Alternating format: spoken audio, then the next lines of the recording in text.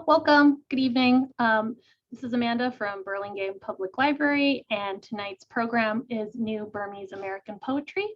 Tonight's introduction will be by Eileen Casinetto, who is the San Mateo County Poet Laureate. I'll hand it off to her now. Thank you, Amanda. Good evening, everyone. Thank you so much for joining us tonight. Thank you to Burlingame Library for hosting this event, and to our featured poets, Audrey T, Williams, Chloe Chou, and Maw Shein Win, for generously sharing their time with us. There is so much trauma around the world right now, and for the next hour, at least, I look forward to honoring the works and heritage of poets from the Burmese American community. Without further ado, I'm delighted to introduce Audrey T. Williams, who writes from the intersection of her Anglo-Burmese and Black American heritage, and whose poems can be found in Conjuring Worlds, an Afro-futurist textbook for middle grades, among others. What struck me most about Audrey is that she invokes Octavia Butler, whose works are tethered in empathy and community. You can find Audrey online at ancestralfutures.org. Welcome, Audrey. Thank you so much, Eileen. Thank you, everyone. I will just jump right in. This first poem I want to read is called The Truth Is. The truth is, the old me would have cried in this moment, with my mother going in and out of emergency rooms and nursing facilities, each time for a longer stay. The 45-year-old me, who hadn't yet sat through 5 COVID funerals live streamed on Facebook, she would be crying. The 38-year-old me, who hadn't yet lost 3 unborn babies, she would be crying. The 35-year-old me, who was still happily married and didn't know divorce brings bereavement as deep as death, she would be crying. The 24-year-old me, whose father had not yet died of a collapsed lung after helping her move into her first apartment. The 24-year-old me, who still had a father in the flesh, who could wrap his arms around her and make the tears go away, she would be crying. The truth is, the old me would have cried in this moment, but I don't know if I miss her. Thank you. This next poem is called Hybrid Dreams. I dream of pagodas, glittering gold spires rising from the concrete streets, or teak tops towering above jungle canopies.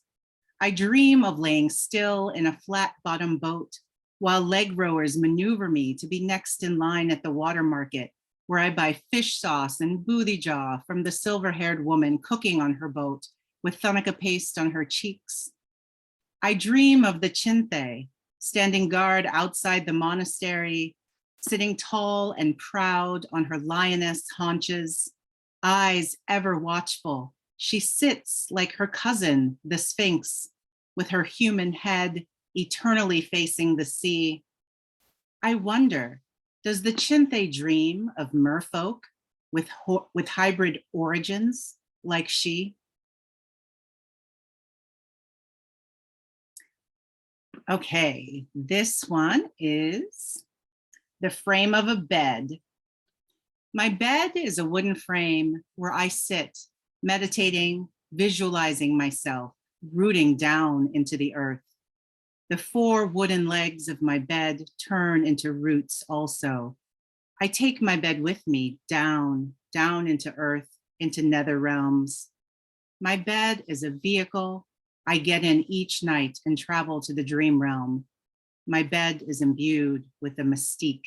It knows the way to the imaginal, through the liminal. I trust the support of its frame to safely convey me where I need to be. My bed is my anchor and portal to return to the waking world, to the walking dream that is everyday life. Okay, just gonna do a couple more. I wanna be conscious of time. This is called Pine Valley. This is about the street I grew up on. When I was a girl, exploring where the pavement stopped and woods began, I followed my curiosity. I spoke the language of brown pine cone spirals and burnt orange pine needles, always clumped in threes. My fingers knew sap, knew dirt. With my best friend, Carrie, we roamed the expanding suburbs, the newly built houses with unlocked doors, on roads with unnamed streets. We were fiercely free, for we had never known fear. Do I have time for one more? Yeah, okay, let's see, 1 second. Okay, and this is called The Moral of the Story. I was driving myself home from visiting my mother in the hospital. How many times had she driven me home from the doctor, I wondered. How much idle conversation from my young mind had she tolerated patiently as I rambled on about My Little Ponies or what Carrie said to Becky during Girl Scouts, which I didn't think was very nice at all. And didn't she agree? We passed the time together so effortlessly, it seemed to me back then. But now, as I sit next to her hospital bed, leaning over the safety rails to stroke her bangs off her forehead, she begins to repeat a story about her life before America. And I start to say, yes, Mummy, you've told me that already. But I stop myself and lean in closer, listen closer, as if I'd never heard the story in all my life, because there must be something in that story that is so important to her, it bears repeating. And to truly know her, I must figure out the message she hopes to convey. Thank you. Wow, Audrey, that last line, just beautiful. Thank you for sharing your work with us. Our next reader is Chloe Chou, the Daly City Youth Poet Laureate, as well as the South San Francisco Youth Poet in Residence. Chloe wanted to be a poet because she believes poetry can help bring people together. She is currently a freshman at Westmore High School in Daly City. Her passions are coding and writing. In her free time, she likes to make mixtapes. Welcome, Chloe. Hi, thank you for having me here. So I'm also going to jump right into this, and I'll be reading 2 poems today. And the first one is titled A Portrait of Motherland. Sometimes I can almost feel Donica, even if it's nothing but groundbread paste against skin. I can almost feel warm rainfall, the flesh of a tangerine dipping under fingers, bare feet kicking at soft, breathing soil, and crawling roots in the quagmire. I can almost feel fresh ginseng in my throat, like I'm spitting out the syllables of it. Words made of spilled ink fly off the page like cicadas, heavy pockets burning with mothlight. There's mohinga heavy on my tongue, incense that comes with a prayer, and it whittles itself into something bronze and beautiful. Something like unpaved roads, decreased pages of worn piano sheets. It's in the folds of Longyi, sweeping against ankles and dirt. I can almost feel the movements of it, dancing and patient, like the quiet determination of the Burmese python dashing into the glowing sky, the clash of wind chimes, and the smell of a moonlit symphony through the generations. Myanmar, I can almost feel you.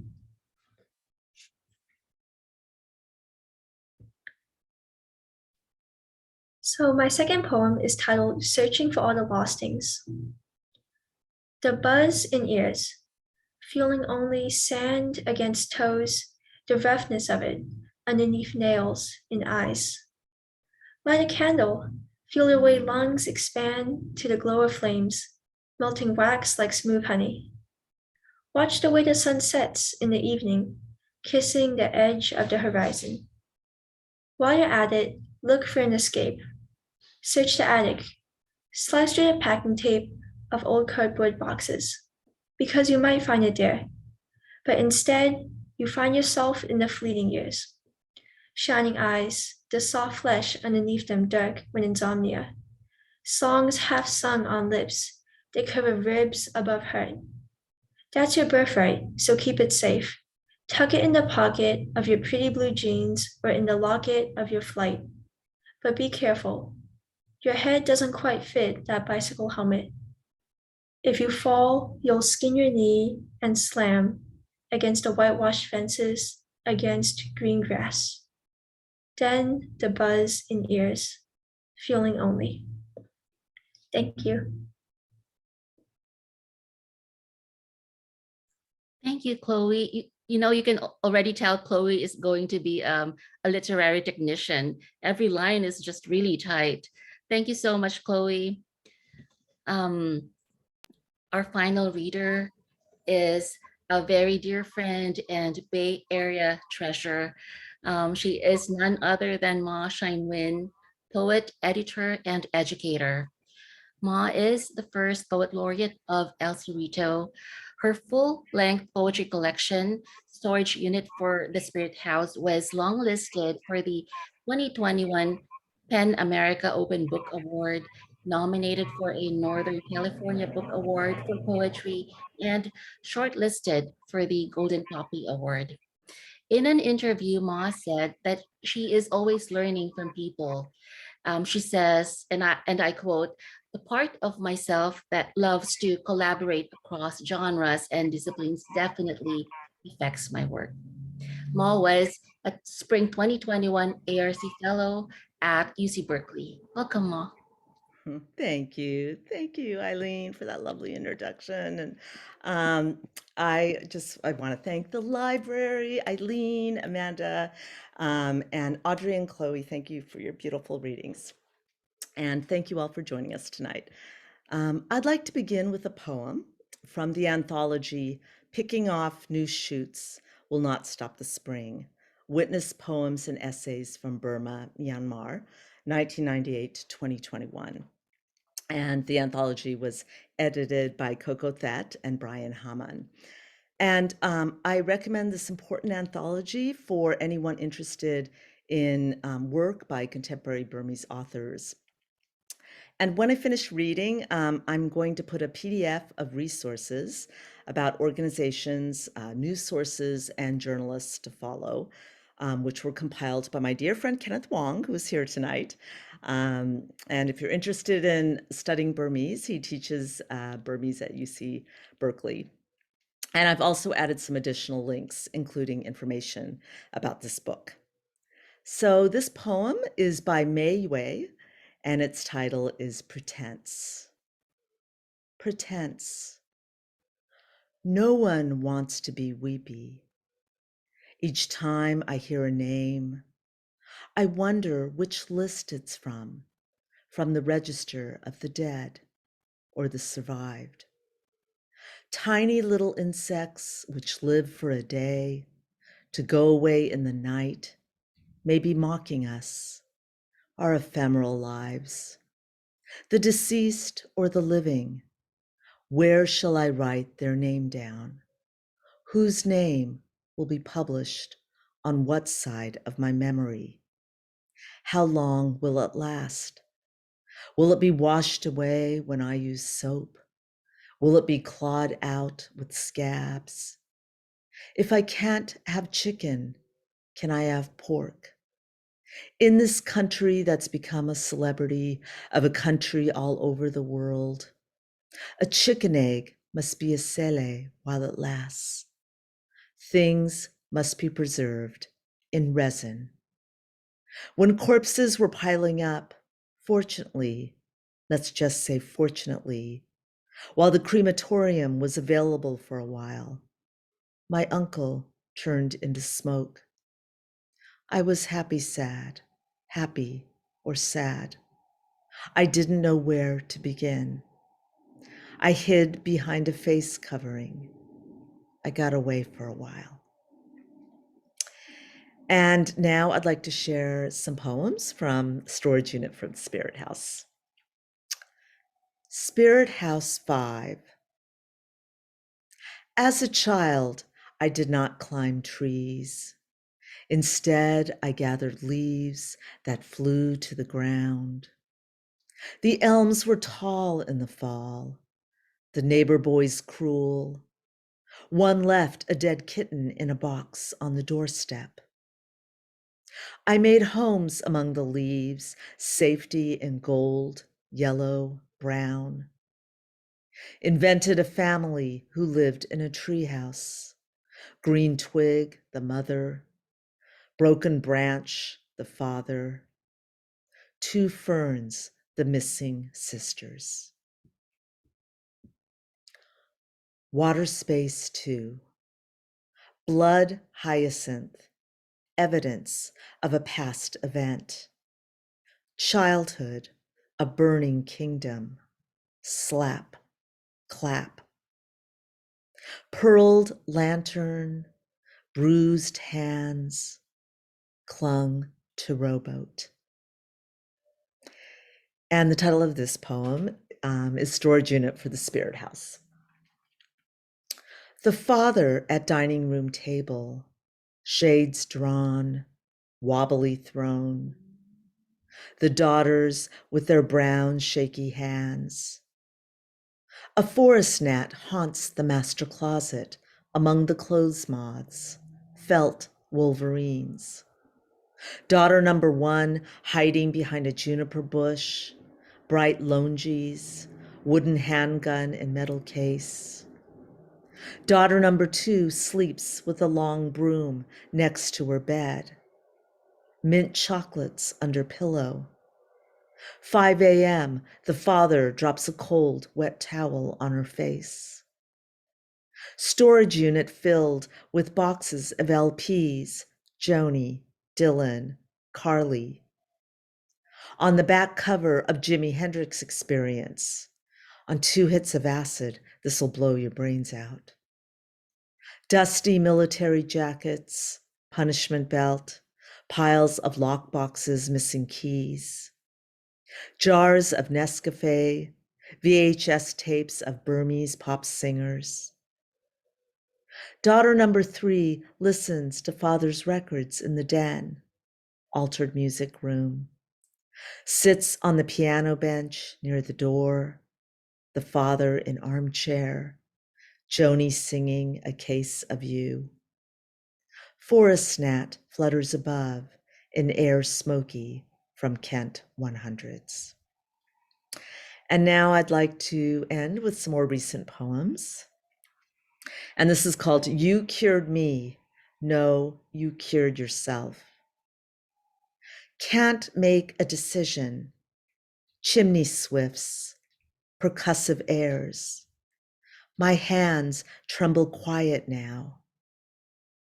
I can see neighbors partying across the complex. Felled shadows, dolphin pods. I blow a goose horn, my bleeding gums. How do we ask for what we need? The bells are rattled now. Time for self-interrogation. Triplets or signals, our flawed, tender selves. And this is entitled Stroke Log. Roots awakened from ash, small green shoots through ground, fan palm and yucca. My mother had a stroke, coptered from Joshua Tree to Palm Springs. Tom and I toss suitcases into the car. We drive on the 5, past a 3-car accident. Emergency vehicles arrive. Lobelia and eucalyptus, lung curatives.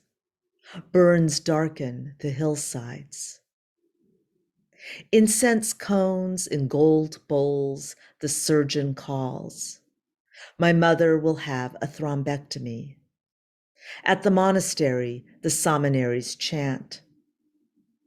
Blaze burns, young bark. smoke in the air. A PT says she can lift one arm. We call on the phone, waiting in friend's casita. It's 110 degrees outside.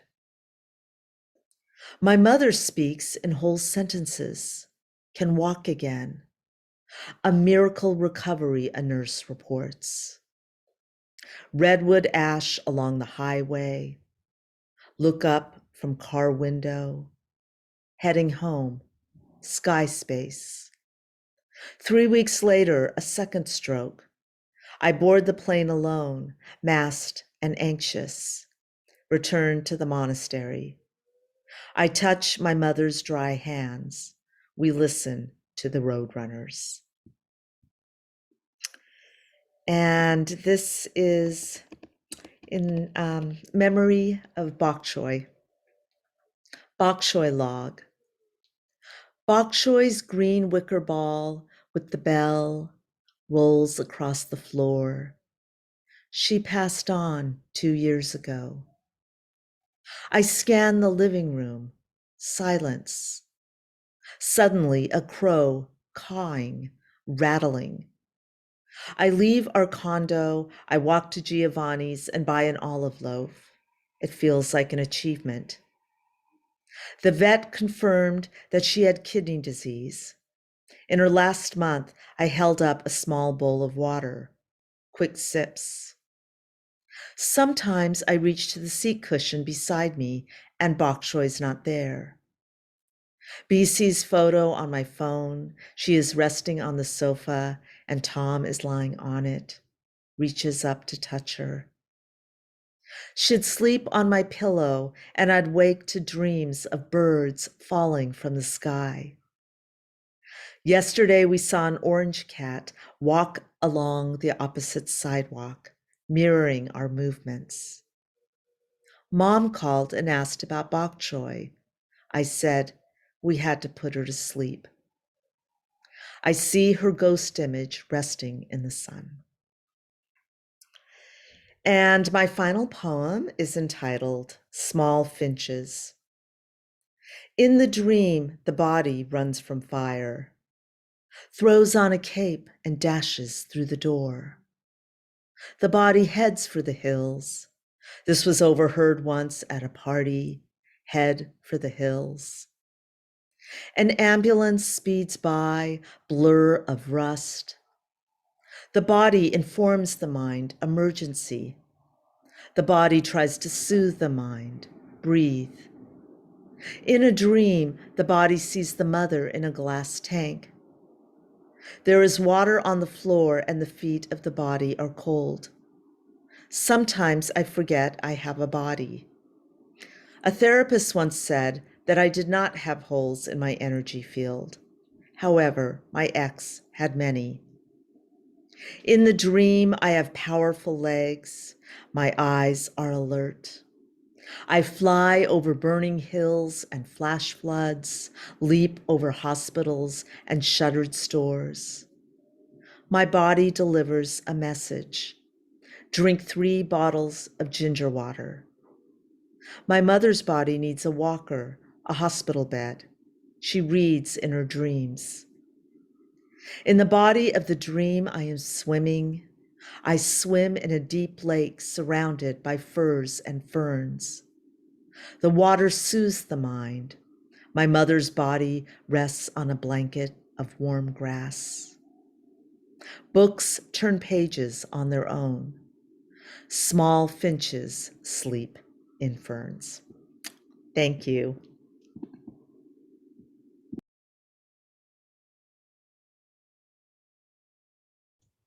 Thank you so much. Those are all such beautiful poems. I feel really fortified by it.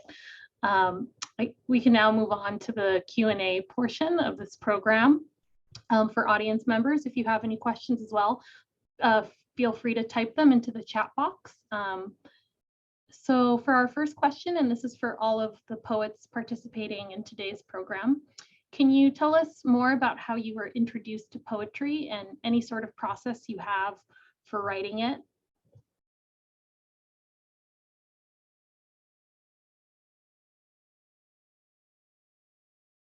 I can jump in.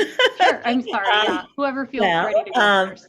So I started writing when I was very young, and I kept journals, and I think I was writing poems, but I'm not sure.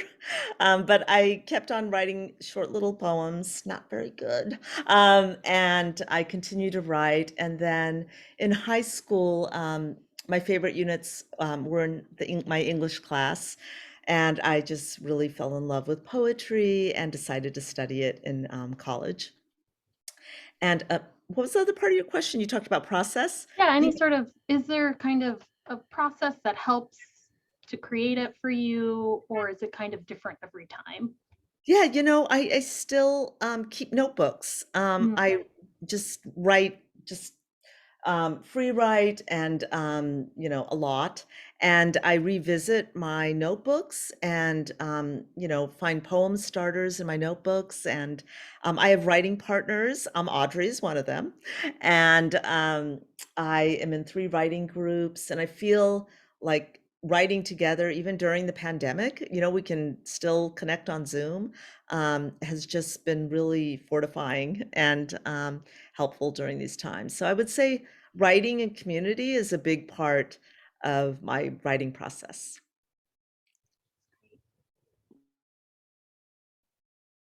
Audrey or Chloe, if you want to add anything to that question, feel free to, or we can.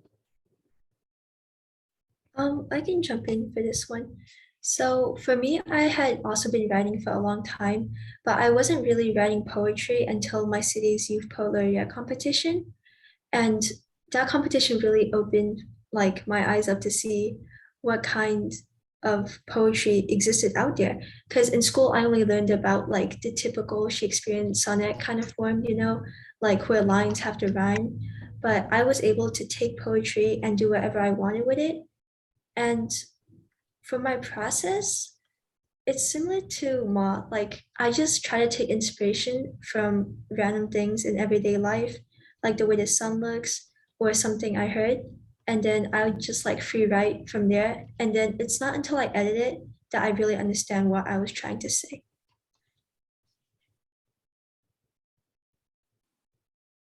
That's great. Hey, my video's gone. So for me, thank you for the question. I remember being really young, like in kindergarten, and just always looking for rhymes. And I think I started putting like rhyming poetry together at a really young age. I remember having a homework assignment to write a poem, and I wrote one, and the next day my teacher said, "Oh, I'm sure your parents had fun helping you with that." And I was so upset. I didn't write poetry again, probably until high school, because I was like, wow, like, how come she didn't think that I could do this, myself? So, but yeah, in terms of a process, I actually like some of the shorter forms, like some of the Japanese forms like haiku and tanka. And usually I get like a little nugget of something, and I always test it out to see if it can fit into that one of those formats. And then if things keep coming, then instead of stopping at haiku, like I'll go into a longer poem. But yeah, that's about it for me. This is kind of a larger, broader question for the next one, and feel free to, stick to the one part of it that applies to you or you connect with. But kind of, what does writing do for you as an artist, citizen, and or person?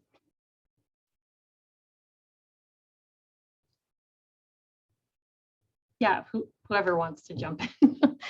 Okay, I could go for that.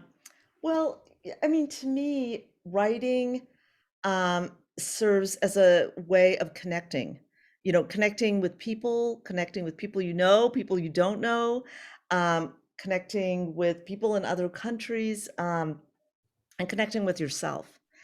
And writing can also serve as a really important tool. As I mentioned, everyone, I downloaded or uploaded the resource list in the chat. And this is a wonderful resource list that I'm so grateful to Kenneth for putting together. And I added some resources as well as a link to the anthology And I know that poetry has been, very important in Burmese history and, contemporary times for being a way to, express um, your political beliefs as well as, personal slash political experiences. And I don't know, it's so, I feel like poetry is such a huge part of my life. It's just hard to imagine it as something separate. I feel like it connects me with the people I know, and what I do every day, and yeah, the world I live in. I can answer. Sorry, my video doesn't seem to be working. So for me, I feel like when I moved here to the Bay Area from North Carolina back in 2010, the first community I found was sort of Maw and the community of poets. And I just felt like now that I belong to a lot of other, different writing communities, each one is special in its own way, but there's something about the poets, the community of poets that I found here in the Bay Area. It's just like this like unsaid knowing. I can't really explain it, but it just feels like family, and it's just very endearing. And yeah, there's something, community is like not even a deep enough word for it, but yeah, the underlying, it's just a connection. It just kind of goes without saying.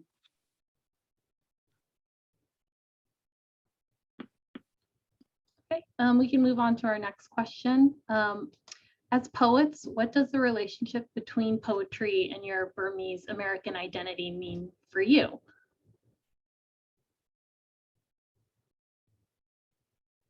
I can answer this one. So, when I first started writing, I would try to write about the future constantly, but I realized that my poetry always wound up talking about my origins and the places that I come from. So, without first understanding my identity as a Burmese American, I feel like I'm not ready to talk about what my future looks like. So, as a poet, my identity is something I can express in my work, and I don't think I would be able to see so much of my Burmese identity if it wasn't for poetry. I love that, Chloe. Um, yeah, I feel that my Burmese identity, and growing up, I was born in the United States, and both my parents are born in Burma. That my Burmese identity definitely makes its way into my work. And I wouldn't say that all of my poetry references my Burmese heritage, but it, for example, Storage Unit for the Spirit House was inspired by the spirit houses in Burma that I saw when my sister and I, who's in the audience, when we visited Burma and Myanmar. And I, I've been very interested lately in exploring different Burmese myths, and yeah, I feel like it's, definitely something that has influenced my writing over the years. And I write a lot about my mother, and yeah, so that's my answer to the question. Yeah, thank you, Ma and Chloe, for sharing. I think for me, also being born here in America, the poetry for me is very much about imagination, deep imagination. And so because I've never had the opportunity to go to our motherland of Burma, I invoke the images that I've heard stories about. And, my mom has all these like old pictures and slides even of like, standing next to Shwedagon Pagoda, like before there was like neon in the courtyards and all these things. So I'm always trying to capture, I think in the chat, Ken had mentioned like nostalgia, like I'm trying to just hold on to the stories and the photographs I've seen that happened before, like if you Google Rangoon now, what you would see going on over there. So it's a way for me to try to preserve the heritage that it's not immediately apparent, I think, in a lot of my other work, and just wanting to respect being part of the diaspora here in America, wanting the heritage, the traditions to continue in some way.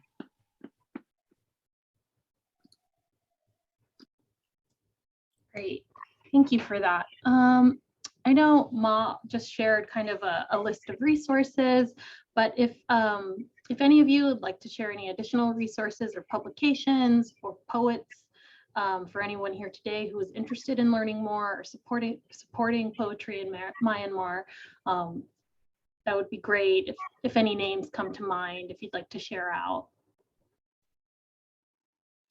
Well, one of the resources I put in the download is a recent article written by Coco Thet for Nikkei Asia, and it was just published like 2 days ago. And if you're want to know like the connection between what's going on, the horrible coup and the suffering of the people, and what's happened to writers and activists and poets and young people, just everyone who has been protesting the coup. It's a really important article.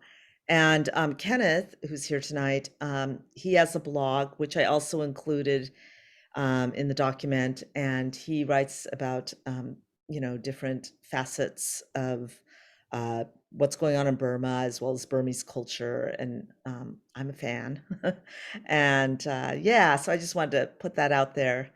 And I'd also like to say that meeting Audrey and now Chloe, that the Burmese writing community in at least in the Bay Area is not that big, really, right? Audrey, wouldn't you say that? And I just feel like I'm so happy to know, Burmese writers like Kenneth and Audrey and Chloe and other friends that we have here. And Audrey and I are excited. I don't know, Audrey, do you want to do a shout out for the Kundaman? Go ahead. Oh, okay. So Audrey and I are doing an event. August 6th? Saturday, August 6th. Okay. And we're gonna have all Burmese authors, and it's gonna be a multi-genre event. We don't have a link yet, but we're really excited about it. Save the date. And yeah, what else? Oh, it's save the date. Oh, Audrey, you just posted it. Okay. I do have a link, yes. Okay, awesome, thank you.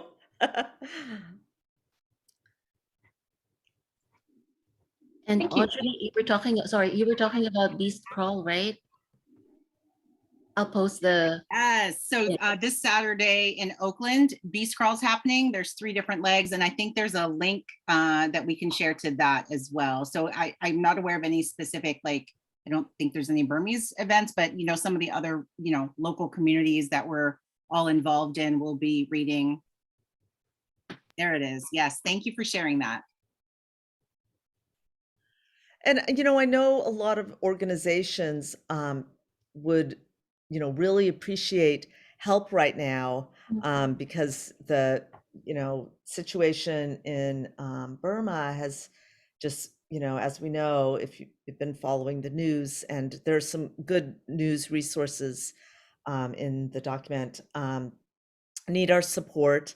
So if you can give a little money, that would be great. There's some Bay Area organizations as well. Yeah, I just want to say that. Thank you. These are all really great resources. I appreciate it. Welcome.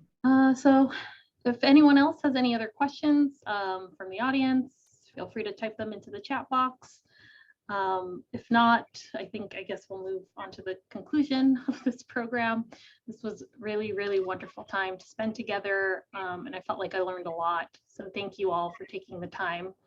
As a final note too, we also, as stated, we have a book giveaway where we have 4 books from today's poets that we have to give away. So if you'd like to enter into that, you can send an email to the address that I just typed into the chat box, and you'll be notified once we select our 4 winners. Okay. Thank you to everyone for joining us tonight. Huge thank you as well to Eileen, Ma, Audrey, and Chloe for your work and perspectives. Have a good evening. Oh, and then sorry, can we plug? Yeah, of course. Ma and I have an event coming up too. The Breaking Down Walls on June 11th, and 100% of the proceeds will go to the House of Ukraine. And would you like to add anything, Ma? Yeah, please join us. It's gonna, it's gonna be poetry, and dance. There's gonna be a dance group. Is that in there? Well, it's all on the link, and it's gonna be a wonderful event. It's at Fort Mason, and Eileen, it's so exciting to be in a collaboration with Eileen and Kim Shuck and Tarita, who's also here. Hi, Tarita. And we're really excited about that. And yeah, I feel like, art and,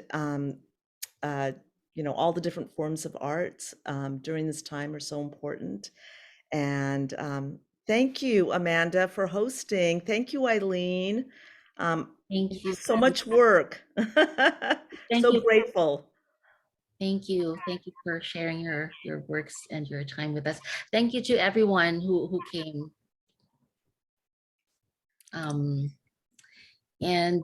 And if you want a copy of, I believe Maw's books and Chloe's as well are the Peninsula Library System. They are. So you can, if you look in our catalog, you can either place a hold and pick it up at Burlingame Library or any of the Peninsula Library branches. Yeah. Thank you, everyone. Thank you, everyone. Thank you. Bye.